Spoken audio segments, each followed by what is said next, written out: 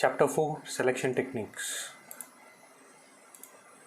Once you drag the photograph inside the Photoshop workspace area, you will get a background layer. Make a duplicate copy of a background layer. Just drag the background layer and drop it inside the new layer icon. So once you drag and drop it, the background layer is created. Using this background layer, duplicate background layer, you can work on it.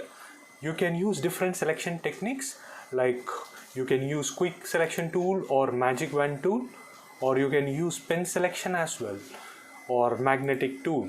So since it's a white background, we'll just use quick selection tool. It makes your work simple. Once the caps lock is on, you'll not be able to see the cursor or the brush. Just put off the caps lock so that your brush will be visible. Just hold on shift key and just drag the area which needs to be selected. So if you see, the subject's dress is also a white color, so it is selected. Just click on the Alt key and subtract the selection. So the selected area will be deselected. Once it is done, just zoom out, right click on the photograph. Once you right click, there is something called as select inwards. The reason is we have selected the background, but I want the subject to be selected. So I'll just click on select inwards. So now you can see my subject is selected. So once it's selected, click on right click, refine edges. Click on the layer which needs to be changed. Once you press refine edges, it is going to change your background. Click on the little arrow mark and click on transparent.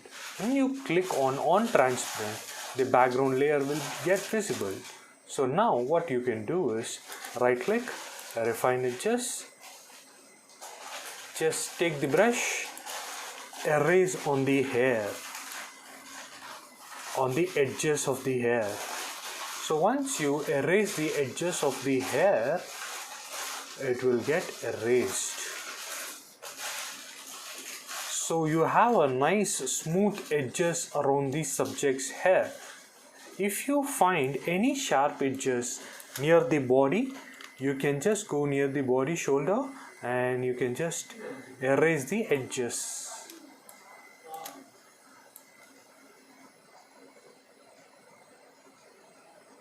So once you erase the edges gets smoothened up. Go to the smoothen the edges further if you needed to. Go to feather, slightly give it a feather effect. If you feel the edges are too blurred, just increase the contrast so that the edges will remain slightly sharper. What the shift edge will do is it will get back your selection slightly in.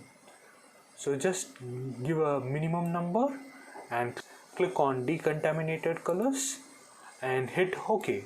Once you do that, a new copy of the cutout subject will be appeared.